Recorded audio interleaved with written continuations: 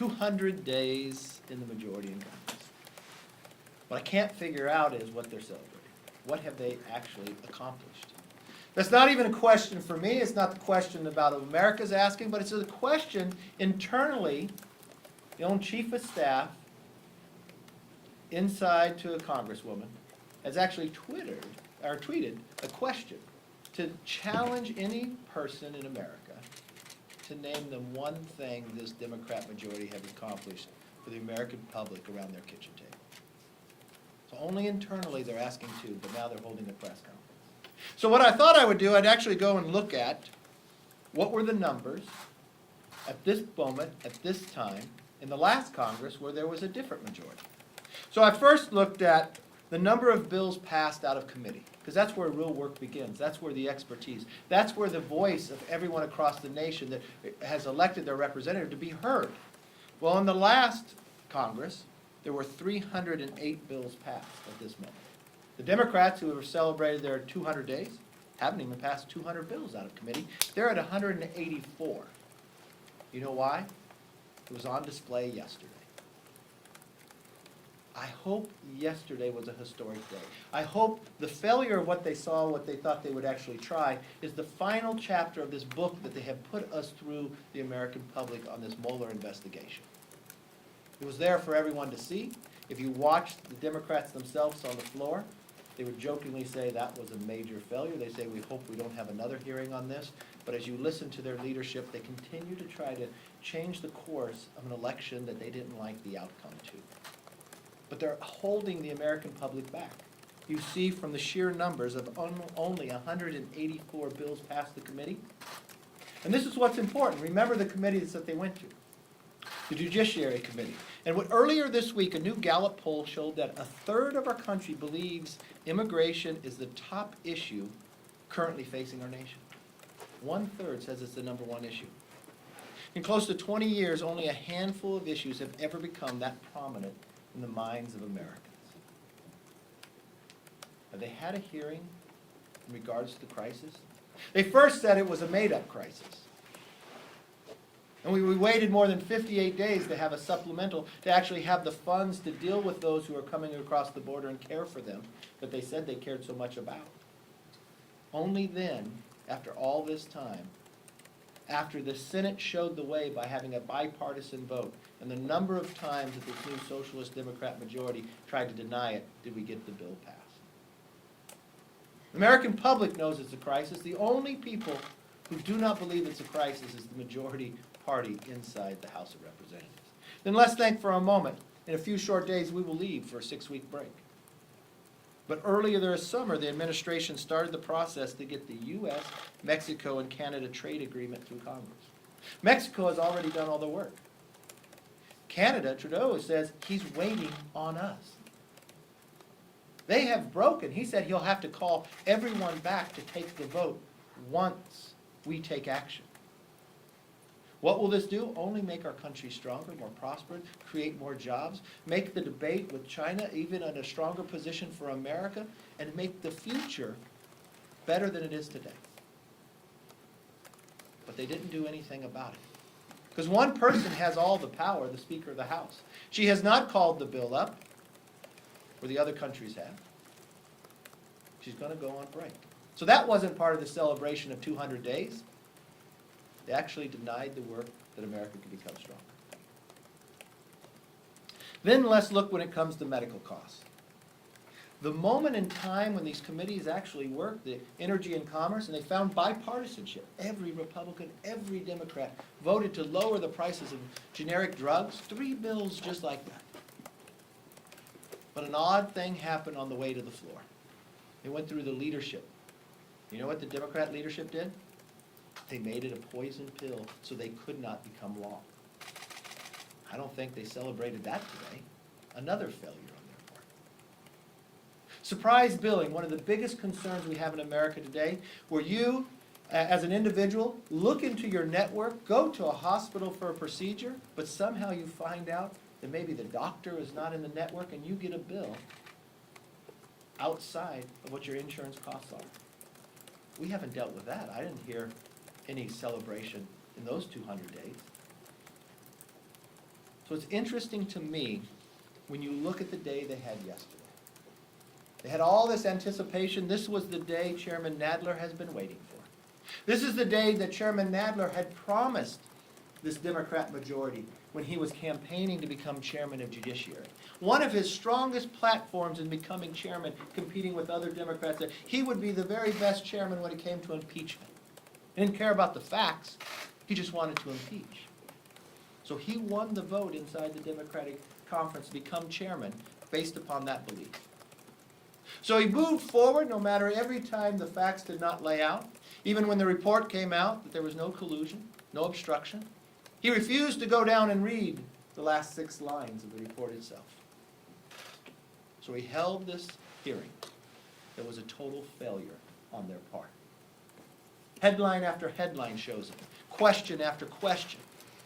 But what did he do? He came down to a press conference to try to spin it another way. And all that while that he has wasted America's time, there's been a crisis at the border, and he has not moved any legislation to solve it.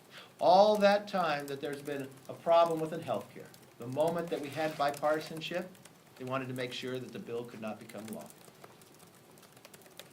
All that time when we had an agreement to make America stronger with Mexico and Canada, they refused to bring it up. So they'll go away for 6 weeks. But what they'll get is the exact same question they're getting from their own members. What have they accomplished? They've done a lot of resolutions. Think for a moment of a resolution that we passed just this week for anti-boycott, divestiture, and sanctions against Israel. The Senate passed the bill. Senate won with 77 votes. Leader Schumer not only voted for the bill, he co-sponsored it. But they didn't run that bill through committee. That's not one that has passed, of the few that they've been able to get done. They decided instead to hold it up and move a resolution, because words are so much stronger than law in their world. And when there was a moment in time, after a failure of all day of their hearing in Mueller reports, there was a motion to recommit that could put it into a bill, not for language, even though there was more than 300 people who voted for it, a strong bipartisan resolution. There was a point to take your words and actually put it into law. They stood on the floor and argued against it and voted against it. I wonder if they celebrated that in their 200 days. That they'll say one thing, but they won't carry it out, because maybe they really don't mean it. And then, something that never happened in the Republican majority, for the 4th time, they lost a motion to recommit. If you really want to see the Democratic Party, it's not the Democratic Party of old. It's a new socialist Democratic Party that has an internal fight within itself, that is primarying one another and continuing to harm the American public because they can't get their work done. It's just like the U.S. House of Representatives under their majority has become the U.S. House of Resolutions. So they're celebrating 200 days of doing resolutions but never could be able to provide law. It's holding America back. Yes, ma'am. Leader McCarthy, are Republicans going to vote for the budget deal today, and are Republicans no longer the party of fiscal responsibility after this? 2 questions. Let me take your last question first. If your question about being a fiscal responsibility, in 2011, when the Republicans took the majority and Nancy Pelosi had to hand that gavel to John Boehner, to the unfortunate moment where I had to hand it back to her when we lost the majority, the discretionary funding, which Congress has control over, those 12 appropriation bills, was actually less money being spent at that moment than was being spent when Nancy handed the gavel.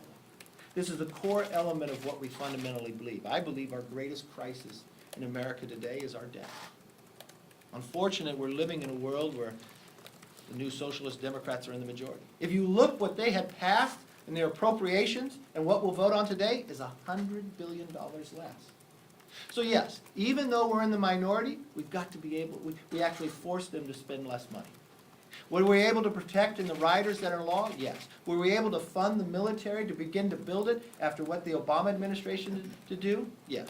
But have we gone far enough? No. I want to see more done. So there'll be Republicans who vote for it and Republicans who don't vote for it. But the deficit increased $3 trillion when... That is really the goal of mandatory spending. And what you found when Republicans were in the majority, they were the only ones who were able to reform mandatory spending. But unfortunately, we lost that vote in the Senate by 1 vote. We are the ones who have been able to pass a budget when we were in the majority, and in our budgets, they always balanced. I've watched the Democrats, where I've watched Nancy Pelosi as a speaker, show me your budget, show me your values. In those 200 days of celebration, they didn't put on the list that they passed a budget because they didn't do it. The fundamental responsibility of a majority is to lay out a budget. You will never get spending under control unless you have a budget. We laid out a budget every year. The funding that we had control over, we actually decreased. And that's what we will do getting back in the majority, to put us back on the path that we have a balanced budget and pay off this debt. Why will Leader McCarthy, Republicans vote isn't for the it issue, today? isn't the issue though, there's been criticism of the tax cut bill. I understand what you're saying about discretionary spending, but that has contributed to decreased revenues, which is why they had to move up the debt ceiling. You have the presidency. Your president was willing to go to the mat and shut down the government earlier this year on this. Why not take that tack again if that was so successful? Well, let's take your false premise right here, the tax bill. When I look at states, they get more revenue. I mean, your philosophy of what you're asking me is that government should keep more of your money instead of the individual. The government should take more. Well, what has happened since that tax bill passed when not one Democrat supported it? We're now living in an economy that in the last 50 years is the strongest economy we've ever lived in. Unemployment, for no matter what element or where you live in America, is at the lowest point we've seen. When I've traveled around the world, the number one thing the other countries bring up is we want to do tax reform just like you. We have spurred companies that had moved out of America to move back in. I was just with some this week. They looked at the president when I was standing there and said, you know what we did? We just invested another $40 billion in America. We've transferred where our production plants were in another country and moved back. Why? Because of your tax bill. If you want to measure this tax bill in the end, it's going to provide more. And what's most importantly it's going to provide? It's going to allow the individual to make a decision what they do with their money. So no, I disagree with your question, just on the premise itself. But if I can follow up Yes, the sir. premise, the Leader premise though McCarthy. isn't the idea, isn't the premise here though, that's the reason the Treasury Secretary came up and said we have to move this quickly because they were gonna be down to only $250 billion by early September? I mean, and that was attributed No, directly to the tax bill. no, let me be very clear. Where the challenge lies is, Speaker Pelosi, at the whole time the president won, in the past when government was shut down, he did not want to shut the government down. He takes 60 votes in the Senate. Leader Schumer made the decision government had to be shut down. Because once again, the president realized there was a crisis on the border, but what did the Democrats say? It was made up. They kept that philosophy until it was too big, that everybody else in America, even the New York Times wrote an editorial, not once, but twice. But what did the chairman of Judiciary do? He kept the course in his promise that he made, not to his district, but to the Democrats in Congress, that he would be the best chairman ever to try to impeach the president. He ignored the biggest problem that we had. So the president's sitting there, because I was in the room with the speaker, let's solve this problem. You have issues about immigration too? Let's find a compromise. The way government is designed to find. She denied it and would not do it. The president was able to move forward. The president had found in this whole point that here we were, that he wanted to get to a budget agreement that we have met for many months. The speaker would not. The speaker actually moved the Democrats to be writing some false appropriation bills that only delayed the whole process, which we know none of those will become law. The frustration raised to the Secretary of Treasury, he got involved because he was concerned, fiscally concerned, that we knew that the debt ceiling, and it was long before that the debt ceiling would come because extraordinary measures were in the part of it. Well, what are the Democrats going to do? They're going to have us leave for 6 weeks. We could have dealt with this before we went, but the Speaker said no, she would not deal with it. So we are where we are, and we put a plan together that had to have compromise. We made sure that the military is going to be able to continue to grow. We've watched what has happened around the world, from China and Russia flying into areas of South Korea they've never flown before, to Iran boarding other boats. It is an unsafe world, and we have to make sure our military men and women have all that they need. Yes, Leader McCarthy, you made a reference to the internal struggle in the Democratic caucus. You've got the speaker meeting tomorrow with AOC. Is there a lot of pressure on her in that meeting? And, you know, does she have to decide or declare once and for all impeachment, yes or no? I'm not sure what the speaker's gonna do. I think the speaker's meeting with AOC not based upon impeachment, but just trying to get her conference in line. I understand that Congresswoman AOC, she gave T-shirts to all the freshmen. The only reason I know is the freshmen who tell me they'd never wear it, because they think it's some socialist symbol on it. It's an internal fight. I know a lot of those individuals are spending more time primarying one another. I watched on the floor, they've lost 4 MTRs, motions to recommit. There's division. If you watch the progressives, how upset they were when we were able to get a bipartisan vote on the anti-BDS bill. But it was only a resolution. I watched today where we're supposed to have a number of other bills come up, but they can't bring them up. They can't get the votes. It's more than an internal fight. This is not a family fight. This is a war and a feud. The socialist Democrats inside that party are taking the party over. They have been successful. They have defeated those in the past, defeated the number 4, Crowley. They're beginning to win the seats underneath them. They're primarying others and motivating. I saw a recent poll that the strongest endorsement in a Democratic primary is first a former Democratic president, and second, Congresswoman AOC. Never mentioned the Speaker of the House. There's a question at a time I hear on the floor. They question who the actual Speaker is. That's why they're having a meeting. It's eternal. Why would you ever even bring up impeachment after yesterday's hearing? That should be put to bed. That is over. We watched it, we heard it, we've read it. What more can they make up? The only people that want impeachment are the ones who are sitting inside this chamber on the Democratic side. The American public have made their decision. Poll after poll, you see it. But why will they put the American public through this instead of doing the job that they should be focused on? From creating a better economy with USMCA, solving the crisis at the border, or healthcare. Yes, sir. I'd like to get back into the compromise, though. You said that the national debt is like the biggest crisis Yes, facing it the is. country. This has always been a really tough vote for Republicans since you took the majority in 2011. You know, a lot of the so-called Hell No caucus that wouldn't vote for any kind of debt limit increase. As you look to get the majority back, isn't this a really tough, tricky vote for your incumbents to take and support? I'm just kind of wondering, will you get half of your conference to support this 4-point? I don't believe we're going to get half of our conference to support this. Look, our conference, our fundamental principle is to make sure we have a fiscal house in order. We understand we live in a house that has to find compromise. This is not the bill that we would write. We're not in the majority. What it will do, not to just half the number of members, but the entire body will motivate us even greater, to show the contrast in the plan. Take, for instance, if you ask this question, you just watched on the floor that the Democrat passed a number of appropriation bills. Well, this is $100 billion less. So even though we're in the minority, at every moment, we're trying to make government live within their means. Unfortunately, we have a socialist Democratic Party on the other side that wants Medicare for all to actually break Medicare. We watched this new Democrat majority, I'm sure they put this on their list of their 200-day celebration, where they're literally going to take more than $4,000 from individuals in America and put it into their own campaigns to run their negative ads. Those are their answers. So the contrast is very clear, but the principle is still the same with the Republicans, to get us to a balanced budget. Yes, ma'am. What do you make of California cutting a deal with the automakers on fuel efficiency standards away from the Trump administration? Well, I think it would be better that we'd have one standard across the nation. California does have a population of 12% of the entire nation, roughly 40 million individuals, but that makes it difficult for the economy and others. I think one standard, it would have been important for the same motion that those in California to work to the automakers, to actually work with the federal government.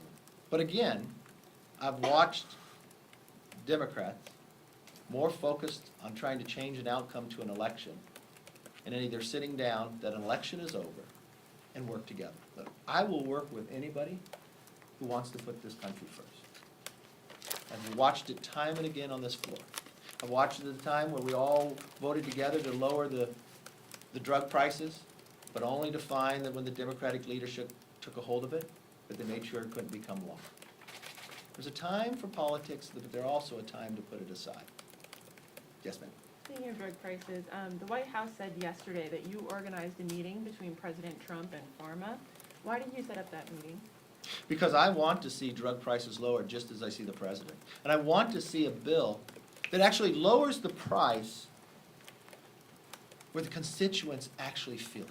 I don't want to lower it by 1%. The drug prices are too high. And I want to see a bill that actually becomes law. That's why if you watch, just as I say I can work with anybody, I'll work with everybody who's participating. And I want to bring people together to solve the problem. It was a productive meeting, too. I think there is a better chance today, after the meeting yesterday, of having drug prices lower. And this is something that the president has focused on. I give him all the credit. He doesn't care who's there. He has one goal: lower the price of drugs for all Americans.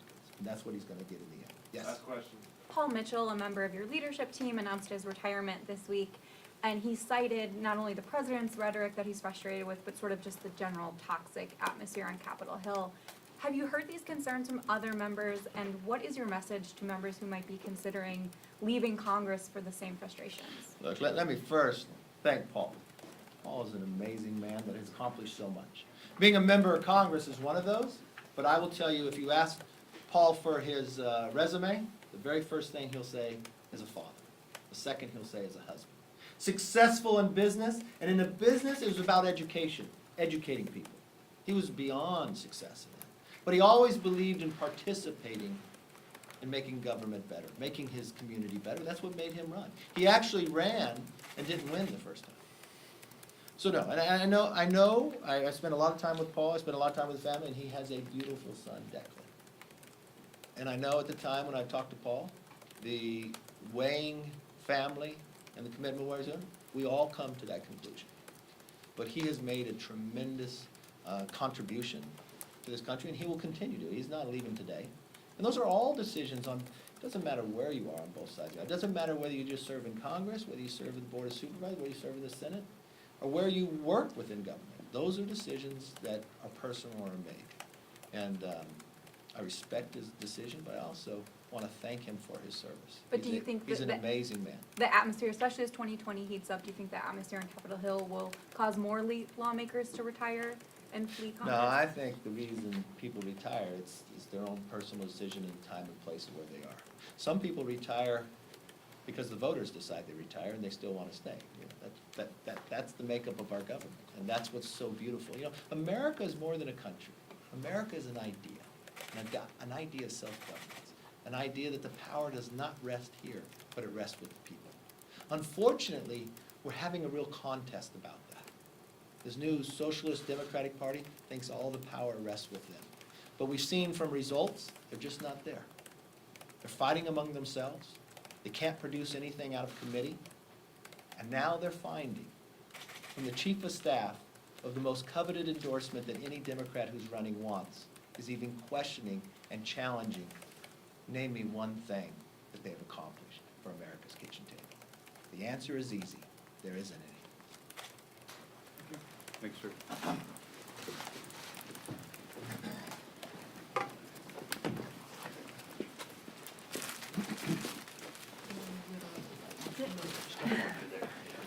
Don't worry about it. I got my sound.